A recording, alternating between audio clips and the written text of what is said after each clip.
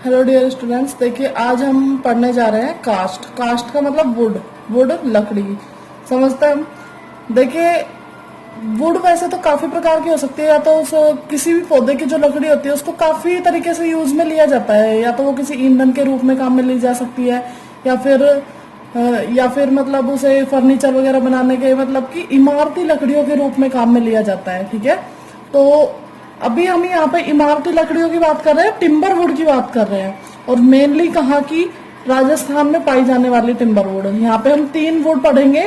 ठीक है, तो राजस्थान में ये एक क्वेश्चन जो कि बहुत ज्यादा कॉमन है, पूछा जाता है, राजस्थान में जो इमारती लकड़ियां पाई जाती है उनके बारे में ये क्वेश्चन आता है, या फिर टिप्पणी करो करके मतलब शॉर्ट नोट के रूप में किसी भी एक को पूछ लिया जाता है, या फिर मतलब तीनों को, या फिर 3-4 जो भी है राजस्थान में जो पाई जा रही है उनको अलग से पूछ लिया जाता है। काफी मतलब मोस्ट इम्पोर्टेंट क्वेश्चन है। देखिए सबसे पहला जो है वो हमें देखना है मारवाड़ टीक, जिसको अपन रोहिड़ा के नाम से जानते हैं। ठीक है, मारवाड़ टीक की अगर हम बात करें तो इसका वानस्पतिक नाम जो होगा क्या होगा, टीकोमेला अंडुरेटा। ठीक है, इसका कुल क्या होगी, कुल क्या होगा, बिग्नोनिएसी, और देसी नाम रोहिड़ा। सबसे पहली बात तो बाकी सारे एग्जाम्पल्स की तरह इसका भी वानस्पतिक नाम इंपॉर्टेंट है, याद रखना है। और ये भी याद रखेंगे कि मारवाड़ टीक को ही रोहिड़ा बोलते हैं। देखो टीक अलग होती है और मारवाड़ टीक अलग होती है। ठीक है, यह एक उष्ण कटिबंधीय पादप है, गर्म जलवायु में मिलता है। ठीक है, जहां पे बहुत थोड़ा सा गर्म वातावरण है वहां पे ये देखने को मिलती है। ठीक है, देखिए राजस्थान में कहाँ कहाँ मिलेगी, आप इन जिलों के नाम देख के समझ जाएंगे कि यहाँ का वातावरण कैसा है। बहुत ज्यादा मतलब जहां पे टेम्परेचर रहता है वो होता है उष्ण कटिबंधीय क्षेत्र। चूरू है, बीकानेर है, सीकर है, जोधपुर है, जैसलमेर है, यहाँ पे ये पौधे बहुत ज्यादा देखे जाते हैं। ठीक है, वानस्पतिक लक्षण अगर हम इसके देखें तो क्या होगा कि इसका जो वृक्ष है वो लगभग 5 से 7 मीटर लंबाई का होता है। ठीक है, कितना, 5 से 7 मीटर लंबा। अगर इसके व्यास की बात करें, मतलब कि इसका जो तना है उसका जो डायामीटर होता है, ये मान लो ये तना है, तो इसका जो पूरा व्यास है ये लगभग कितना हो सकता है, 1 से 2 मीटर का हो सकता है। और आगे अत्यधिक शाखित व घना, इसका पौधा, इसका जो पेड़ होगा वो कैसा होगा, बहुत ज्यादा उसमें शाखन मिलेगा, और अब शाखन है तो ऑब्वियस सी बात है कि घना हो जाएगा। शाखाएं नीचे लटकती हुई प्रतीत होती है। शाखाएं कैसी होंगी, थोड़ी वृद्धि करेंगे उसके बाद नीचे लटकती हुई सी दिखाई देंगी। देखें अगर हम इसकी पत्तियां, तो पत्तियां कैसी होंगी, सरल, भालाकार और लंबी। मतलब भालाकार मतलब जैसा भाला होता है उस शेप की, और लंबी पत्तियां होती है। पुष्प कैसे होंगे, फूल कैसे होंगे इसके, पीले नारंगी रंग के मध्यम आकार के, पीले नारंगी रंग के मध्यम मतलब बीच के साइज के फूल होते हैं।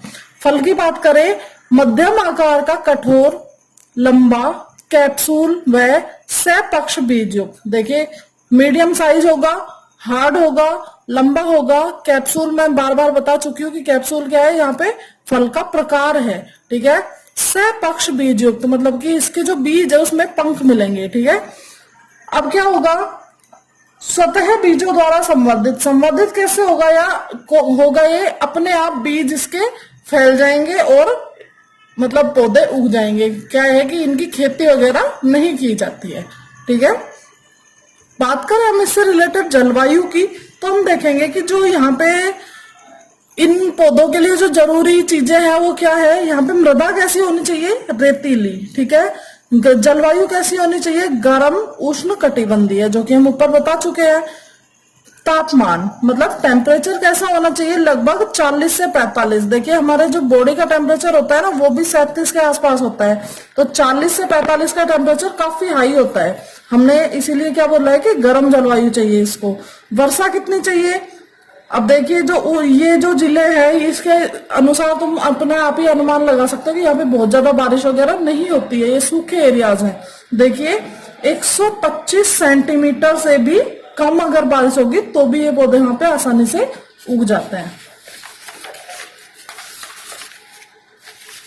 आगे अगर हम देखें तो क्या, काष्ठ का निर्माण कब होगा, इसमें लकड़ी का निर्माण कब होगा, लगभग 22 से 25 साल पुराना जब कोई पेड़ हो जाता है तो उससे हम लकड़ी प्राप्त कर सकते हैं। राजस्थान में टीका काष्ठ की जगह रोहिड़ा, जो टीका काष्ठ है, टीक जिसको बोलते हैं टीका काष्ठ है, उसकी जगह किसको यूज करते हैं? रोहिड़ा को। इसलिए इसको क्या बोलते हैं? मारवाड़ टीक, जो कि मैं तुम्हें पहले ही बता चुकी हूँ कि टीक और मारवाड़ टीक दोनों अलग पौधे हैं।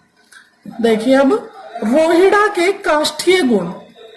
रोहिड़ा के काष्ठीय गुण क्या है? सबसे पहले देखिए काष्ठ कैसी होगी इसकी? कठोर और मजबूत होती है। देखिए हम जो टिम्बर वुड है, इमारती लकड़ी है, उसके रूप में हम ऐसे पौधों की काष्ठ लेते हैं जो काफी मजबूत हो। इमारती लकड़ी का मतलब होता है जो कोई भवन निर्माण में काम आ रही है या फिर कोई फर्नीचर निर्माण में काम आ रही है। तो ऑब्वियस सी बात है, इसके लिए हमें कुछ मजबूत चीज चाहिए। तो यहाँ पे क्या है कि जिन पौधों की लकड़ियां मजबूत होती है ना, उनको इमारती लकड़ियों के रूप में यूज करते हैं। इसकी काष्ठ में सिकुड़ने में फैलने की समस्या नहीं होती। मतलब ये क्या है कि एक बार अगर मान लो अपन ने कोई फर्नीचर बना दिया तो ऐसा नहीं है कि वो कि किसी मौसम में वो सिकुड़ जाए और किसी मौसम में वो वापस फैलने लगे, पानी की मतलब नमी से वो फूल जाए, ऐसा नहीं होता है। इनकी लकड़ियों में ऐसा कुछ देखने को नहीं मिलता है।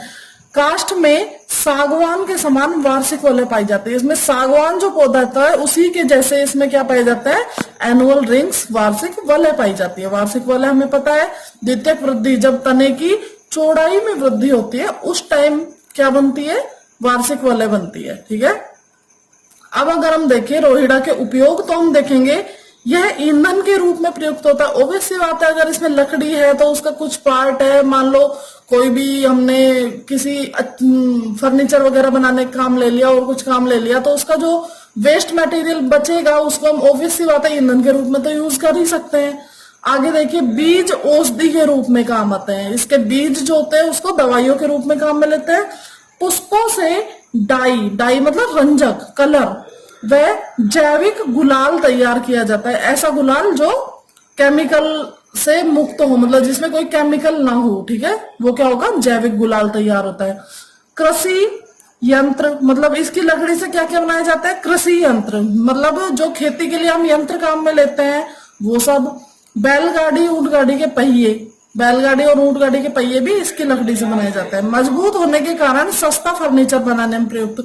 देखिए नॉर्मली सस्ते रेट पे मिल जाती है और फर्नीचर भी इसका मजबूत होता है, तो फिर इसको क्या करते हैं? सस्ता फर्नीचर बनाने के लिए भी यूज करते हैं।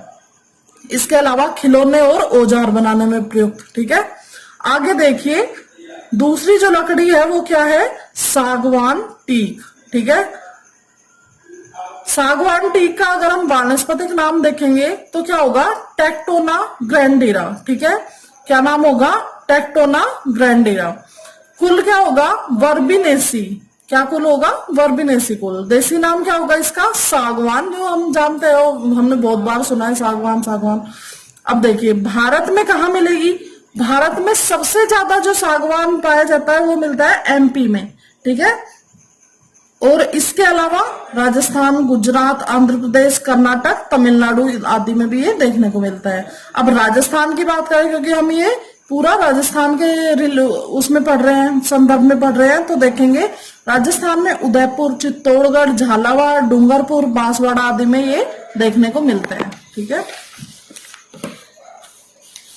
आगे देखेंगे इसके अगर हम वानस्पतिक लक्षण तो देखेंगे कि इसका जो वृक्ष होता है वो काफी लंबा होता है, शाखित होता है, वह दीर्घायु, मतलब कि एक बार अगर पौधा लग गया तो सालों साल लगा रहता है। ठीक है। दीर्घायु, बहुत लंबी उम्र होती है इसकी, लगभग कितना होता है? 200 वर्ष का। ठीक है। तना, तने की जो चौड़ा व्यास जो बताया है, डायामीटर बताया है, वो कितना बताया है? 2.5 से 4 मीटर का, काफी होता है 4 मीटर। ठीक है। पत्तियां देखिए बड़ी, सरल, दीर्घवृत्तीय व सम्मुख। बड़ी होगी, सरल होगी, दीर्घवृत्तीय होगी, मतलब ओवल शेप होंगी। सम्मुख मतलब एक दूसरे के आमने सामने इस तरीके से लगी हुई ये। ठीक है। पुष्प देखेंगे छोटे, सफेद, उभयलिंगी पुष्प होते हैं। छोटे होंगे, सफेद होंगे, उभयलिंगी का मतलब जिसमें नर व मादा जनांग एक ही पुष्प में पाए जा रहे हो। आगे देखिए अगर हम इसके फल की बात करेंगे तो 1 सेंटीमीटर व्यास का 4 कोष्ठीय ड्रूप फल पाया जाता है। जैसे पिछले में हमने देखा कि कौन सा फल मिल रहा था? कैप्सूल। ठीक है। ऐसे ही यहाँ पे जो फल का प्रकार है वो क्या है? ड्रूप। ठीक है। कास्ट देखिए सागवान के तने से, इसमें कौन से पार्ट से मोस्ट ऑफ कास्ट मिलती है? तने वाले भाग से। तने के केंद्र में अंतःकाष्ठ व परिधि में रस काष्ठ। देखिए ये मान लो इसका कोई तना है, ठीक है, तो इसके जो साइड में ये वाली काष्ठ होगी, ये तो क्या होगी? केंद्र में परिधि में रस काष्ठ, ये होगी रस काष्ठ, और ये अंदर वाली जो काष्ठ बच गई ये होगी अंतः काष्ठ, ठीक है। केंद्रीय काष्ठ या अंतः काष्ठ फर्नीचर निर्माण में उपयुक्त। जो इसके अंदर वाली काष्ठ है मेनली वो किस काम में आती है? फर्नीचर बनाने के काम में आती है। प्रवर्धन की बात करें तो क्या करेंगे? बीजों द्वारा नर्सरी में पौध तैयार की जाती है। ऐसा नहीं है कि अपने आप ही उग जाएंगे, सागवान के पौधे नर्सरी में पौध लगाई जाती है इनकी, ठीक है। बीज बोके इसकी क्या करते हैं? पौध तैयार करते हैं। इसके बाद विभिन्न स्थानों पर वन में स्थानांतरित, उसके बाद पौध लगा के जगह जगह इनको रोपित कर दिया जाता है। अनुकूल जलवायु देखेंगे, तापमान क्या रहेगा इसका? लगभग 22 से 27 डिग्री सेंटीग्रेड तापमान पर ये ठीक तरीके से उग जाते हैं। वर्षा देखिए 120 से 300 सेंटीमीटर। मृदा काली जलोढ़ चूना युक्त मृदा, ठीक है। सागवान काष्ठ के गुण देखेंगे, उच्च गुणवत्ता युक्त काष्ठ होती है, मतलब अच्छी काष्ठ मानी जाती है सागवान की। बाहरी कारकों की उपस्थिति में भी फैलती सिकुड़ती नहीं है। इनको अगर कोई बाहरी एक्सटर्नल फैक्टर भी लगाया जाए, कोई दाब या ताप कुछ, तो भी ये फैलती या सिकुड़ती नहीं है, या नमी वगैरह से ये फैलती सिकुड़ती नहीं है। वार्षिक वलय इसमें काफी स्पष्ट होती है, मतलब अच्छे से देखी जा सकती है। तीव्र गंध युक्त होती है, ये इसका एक स्पेशल लक्षण है। इनमें एक मतलब तीव्र स्मेल होती है, गंध होती है, ठीक है। छूने में चिकनी होती है, सिंपल सी बात है। कवकों व दीमकों के लिए प्रतिरोधी नहीं होती। कवक और दीमक इनमें मतलब लग जाते हैं, ऐसी कोई ये बहुत ज्यादा प्रतिरोधी नहीं होती है। आर्द्रता से अप्रभावित, नमी का इन पे कोई प्रभाव नहीं पड़ता है। आगे देखिए सागवान के उपयोग देखेंगे, भवन निर्माण में, फर्नीचर में, खिलौने में, सेतु मतलब ब्रिज बनाने में। रेल के डिब्बे में जो स्लीपर लगे होते हैं वो भी सागवान की लकड़ी से बनाए जाते हैं। जहाज और नावों के निर्माण में भी इसका यूज किया जाता है। पत्तियों से क्या बना सकते हैं हम? अभिरंजक। अभिरंजक का मतलब डाई, मतलब कलर। बीजों से तेल प्राप्त, जो कि चर्म रोगों के उपचार में काम आता है। इनके जो बीज होते हैं उनसे एक तेल मिलता है जो हमें किस में काम आता है? चर्म रोग, मतलब स्किन जो रोग होते हैं उनसे उनके उपचार में काम लिया जाता है। इसके पुष्पों व तरुण फलों में औषधीय गुण पाए जाते हैं, मतलब इसके जो फूल होते हैं वो, और तरुण फल मतलब थोड़े कच्चे फल, उनमें क्या मिलेंगे? औषधीय गुण मिलेंगे, ठीक है। हारमोनियम व पियानो के निर्माण में, हारमोनियम लकड़ी का बना होता है, पियानो वगैरह लकड़ी का उसमें फ्रेम होता है पूरा, तो उनके निर्माण में भी किसका यूज करते हैं? सागवान की लकड़ी का। तीसरा जो वृक्ष है वो है शीशम, बहुत ज्यादा कॉमन है, अपने एरिया में मिलता है। वनस्पतिक नाम होगा डलबर्जिया सीसो। क्या? डलबर्जिया सीसो वनस्पतिक नाम सभी के याद करेंगे। कुल कौन सा होगा? लेग्यूमिनेसी। देसी नाम शीशम, सभी को पता है। कहाँ मिलेगा? उप हिमालय क्षेत्र का मूल निवासी, मतलब उप हिमालय जो क्षेत्र है उनमें तो ये मेनली पाया जाता है। भारत में सामान्यतः कौन कौन सा शीशम देखने को मिलता है? दो प्रकार का शीशम मिलेगा, भूरा शीशम और काला शीशम। लगभग सभी राज्यों में प्रमुख सड़क मार्गों के किनारे, मतलब लगभग हर एक राज्य में, इंडिया में हर जगह लगभग मिल जाता है। तो कहाँ मिलेगा? सड़कें जो होती है उनके किनारे पे नॉर्मली मिल जाता है, ठीक है। भारत में पंजाब, हरियाणा, राजस्थान, यूपी, आसाम में ज्यादा देखने को मिलता है। वानस्पतिक गुण की अगर हम बात करें, वृक्ष कैसा होगा इसका? 15 से 20 मीटर लंबा होगा। कैसा होगा?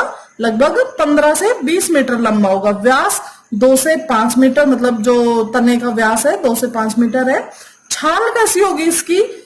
भाई एक तो पौधा, उस पे एक प्रॉपर पूरे एक ही छाल हो, इसमें क्या होगी? खुरदरी छाल होगी और खंडित, मतलब कि टूटी हुई रहेगी। उसके बीच में क्या रहेंगे?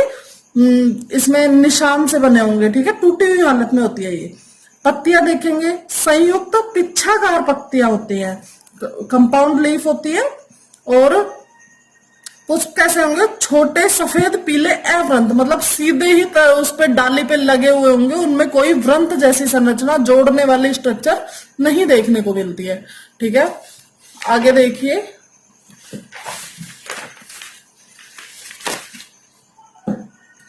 इसके फलों की अगर हम बात करेंगे तो 1 से 3 बीज युक्त व फली प्रकार के। कैसे फल होंगे भाई? इसमें फली पोड़ प्रकार का फल मिलेगा। उसमें सबसे पहले जो हमने मारवाड़ टीक पढ़ा उसमें कैप्सूल था, सागवान में ड्रूप था, और शीशम में क्या है? फली प्रकार का है। प्रवर्धन देखेंगे, प्रवर्धन बीजों के द्वारा क्या है? बीज डाल दिए जाते हैं। कब? वर्षा ऋतु में बीज बो दिए जाते हैं। इसके बाद में पौध को शीत ऋतु में स्थानांतरित कर दिया जाता है। वर्षा ऋतु में बोएंगे, फिर वो छोटा सा एक पौधा बन जाएगा। उसको लगभग जब सर्दी का मौसम आ जाता है उस टाइम उसको किसी भी जहां पे भी हमें बोना है वहां पे बो सकता है। अगला पॉइंट देखेंगे, 20 वर्ष बाद काष्ठ टिम्बर के रूप में उपयोग। टिम्बर के रूप में, इमारती लकड़ी के रूप में उसकी काष्ठ कब तैयार होती है? लगभग जब पौधा 20 साल का हो जाता है तब उसकी काष्ठ को इमारती लकड़ी के रूप में यूज कर सकते हैं। जलवायु देखिए, उप उष्णकटिबंधीय और उष्णकटिबंधीय क्षेत्रों में आसानी से मिल सकता है। मृदा देखिए, बलुई, कंकरीली और ग्रेवल मृदा, इसमें ये आसानी से उग सकता है। तापमान लगभग 40 से 42 डिग्री सेंटीग्रेड तापमान भी जहां पे होगा वहां पे भी आसानी से उग सकता है। वार्षिक वर्षा मतलब कि जहां पे वर्षा का लेवल, बारिश का लेवल 450 से 650 सेंटीमीटर होता है, उन स्थानों पे देखने को मिलेगा। काष्ठीय गुणों की बात करें तो काष्ठ बाहर से मटमैली अथवा पीली रंग की तथा अंदर से गहरे और चमकदार रंग की होती है। ठीक है, बाहर से कैसी होगी? मटमैली पीली रंग की, अंदर से गहरे चमकदार रंग की। ठीक है, वार्षिक वाले पाए जाते हैं, वार्षिक वाले एनुअल रिंग्स पाए जाते हैं। यह उच्च किस्म की मजबूत मानी गई है। यह काफी मतलब स्ट्रॉन्ग मजबूत काष्ठ होती है। उपयोग देखेंगे, वही फर्नीचर व नक्काशीदार फर्नीचर बनाने। देखो फर्नीचर का तो उन दोनों में भी था, लेकिन नक्काशीदार फर्नीचर बनाने में किसका यूज किया जा रहा है? शीशा, ये डलबर्जिया शीशो मतलब कि शीशम का। वाद्य यंत्र, औजार, खिलौने आदि बनते हैं। वाद्य यंत्र मतलब ये हारमोनियम, पियानो वगैरह, और ये जो कुछ औजार, खिलौने वगैरह भी इस काष्ठ से बनाए जाते हैं। ईंधन के लिए कोयला तैयार। देखिए, ईंधन के रूप में यूज लेना और कोयले के रूप में यूज लेना दोनों अलग बातें हैं। ठीक है, तो याद रखना इसको, कोयला बनाने के लिए भी यूज किया जाता है। रेलवे वैगन, बिल्डिंग कैबिनेट, दरवाजे, खिड़कियां, नाव आदि बनाने में भी इसका यूज किया जाता है।